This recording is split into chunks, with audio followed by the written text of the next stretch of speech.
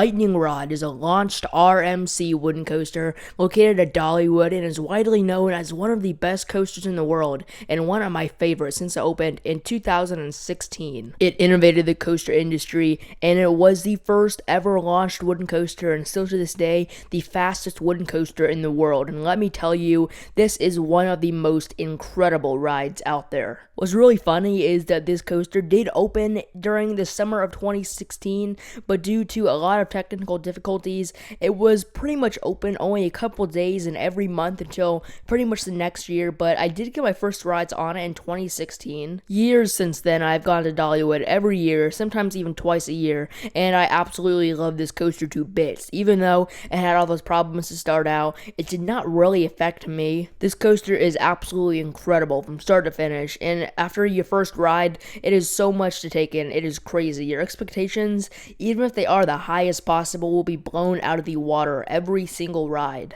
Honestly, Lightning Rod probably has the strongest airtime of all time and the quality of every single airtime hill. And yes, I am saying the airtime is better than El Toro, Steel Vengeance, Twisted Timbers, and all those other coasters because it is incredible. But that is not it for sure, as this coaster is pure insaneness, and that's what I'll be going through in today's video, my full in-depth review on Lightning Rod, located at Dollywood. To start out, let's look at these stats, as it is of course located at Dollywood, and for being the best coaster in the park, even though Wild Eagle is more popular with the public, it is by far the best ride in the park. It actually has a height of 206 feet tall, but that is of course due to the terrain, because that drop is only 165 feet tall, so it does not really, hit the hypercoaster level, but that means nothing. Of course, it is a launched lift hill. Your top speed is 73 miles per hour, beating Goliath as the fastest wooden coaster in the world by 1 mile per hour, and still is today the fastest wooden coaster in the world, surprisingly. There are no inversions, which is something we all talked about when they announced the coaster. It has no inversions, and for sure, it could have benefited from that, but I think they definitely made the right choice with not giving it any inversions. And finally, it has a track length at 3,800 feet long. Very solid, even though this coaster feels way shorter than you expect with that 3,800 foot long track length. The reason for that is because the whole coaster, you never let up speed, starting out with that launched lift hill, a great start to the coaster, and ending it out with that high speed turn into the brakes. This coaster, overall, just sets the bar for all wooden coasters, and this is, in my opinion, the best wooden coaster in the world. It does not even matter on how short it is, because there is no bad part on Lightning Rod. Every element is flawless, and it just makes you want to jump back on and marathon this thing again and again. It is insane. Now, before I rave about this coaster even more, I gotta go over some cons, and I'll definitely have to nitpick here because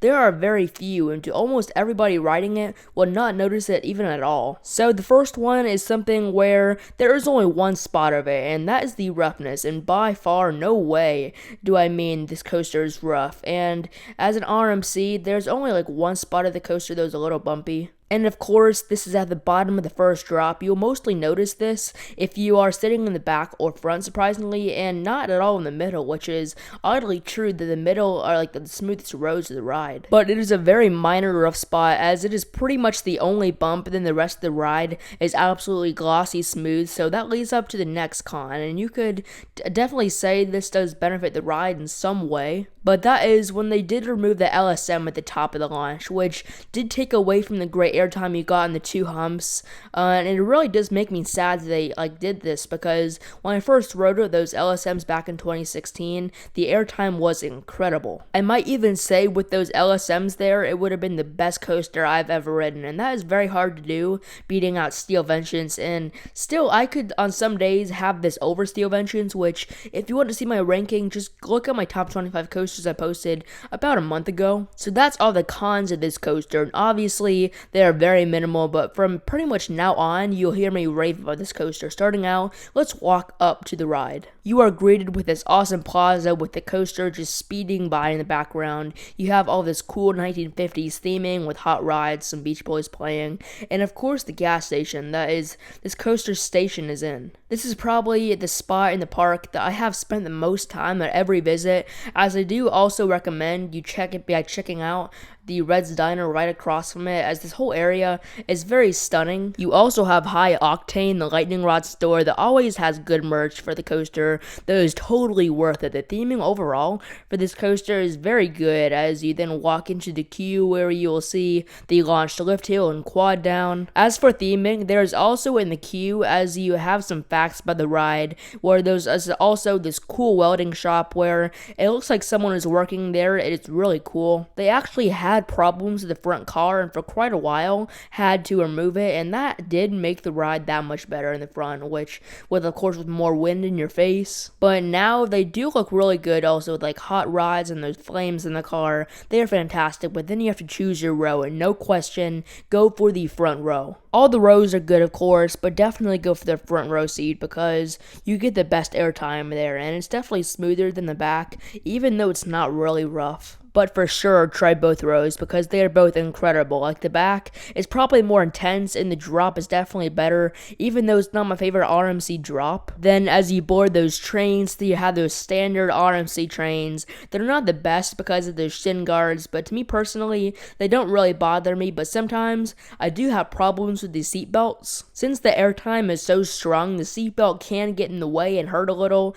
but if you want to avoid that, just loosen it, and that always works for me. But then you'll leave that station, there is so much hype as you hear the engine roar, and you leave, but you'll turn to your right a little, and then speed up that lift hill, and man, what a start to the coaster this is. You are just forced up that lift hill, especially in the back, as you speed up. I remember the first time I rode it, I was amazed on how forceful the launch was. You are blazing up it from 0 to 45 miles per hour, and it is so fun, but then as you get to the top, you kind of slow down a little. Like I said, this is where it slows down because of the extra LSMs were removed. But that launch is super fun, as it feels like you're speeding up faster and faster and to the top. Now, even though those extra launches were removed, you still get in the front some great airtime coming off that first hump. I would not say it is as good in the back, but then the biggest drop you'll come next, and you'll fly into the main drop. Like I said, it's not the best drop in RMC, but still, though, it is really fun. It is not the best in the front, as you don't get that much airtime,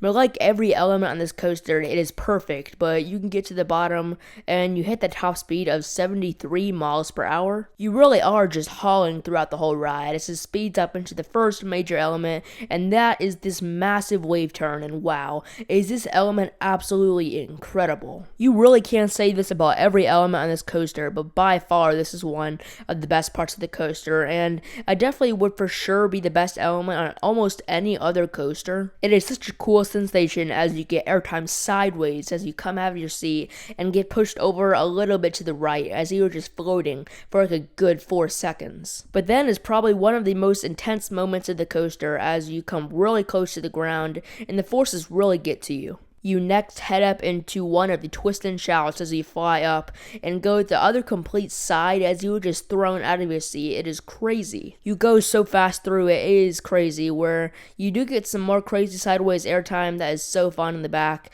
as you whip so hard. It is so awesome. And then is where you hit the strongest airtime moment of the ride, probably one of the strongest moments of ejector airtime of all time. You are absolutely thrown out of your seat, off axis. It is so powerful and so sustained, probably the most sustained ejector out there. I mean, there are no words to explain this element. The same with every single element on this ride. And the thing is, you are going so fast through it as you are caught off guard with every single element, especially on this next element. That is the airtime hill right before the quad down. This airtime is way better than the POV makes it out to be. The same with every other element on this coaster, like I've said, but this one is so fun, and it really does give some great airtime that if you do not have that much speed, this would really not. It is, of course, way better in the front because you're just jolted out of your seat. It is so crazy. But the same goes with the next element, the best element in the world. That is the quad down. It is the best element on this coaster and probably the best element on planet Earth. But that is only if you ride it in the front seat because the quad down in the front is 10 times better than the back. Really, RMC plus terrain equals heaven. It is so powerful. It definitely feels like after every single airtime moment, it just gets stronger and stronger as you go on. You're just being thrown out of your seat every single hill. By the end of every single airtime moment, you have no time to even take in where the next second. You are thrown out of your seat again. It is crazy. This coaster really does get better and better after every single time you ride it, and on this quad down, you are just gaining speed through every single airtime hill. You have no time to take in on this whole ride until the brake run, where you are absolutely speechless and have no clue what just happened in that such short amount of time. But back to the quad down, it's like the first two are just normal airtime moments, of course for Lightning Rod,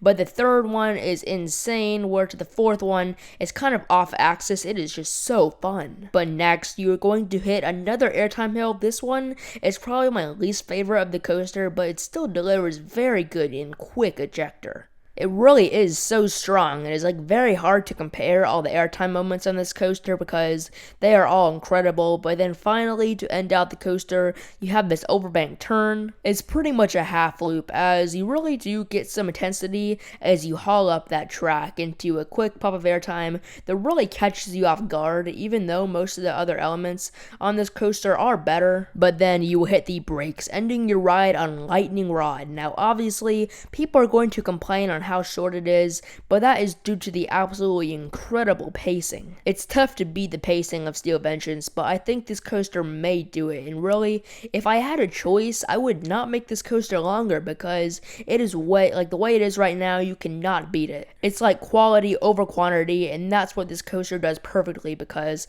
every single element on this coaster does not disappoint you. So now, of course, we have the overall score, and of course, this coaster will get a perfect 10, and you really can't debate that of it getting a 10. After the first time you ride it, it smashes your expectations and does every single ride. You come back wanting more every ride, which of course is why I gave it a perfect 10. So, what do you think of Lightning Rod, located at Dollywood in Pigeon Forge, Tennessee? Make sure to post that in the comments below, and of course, make sure to subscribe for more videos like this often. And see ya!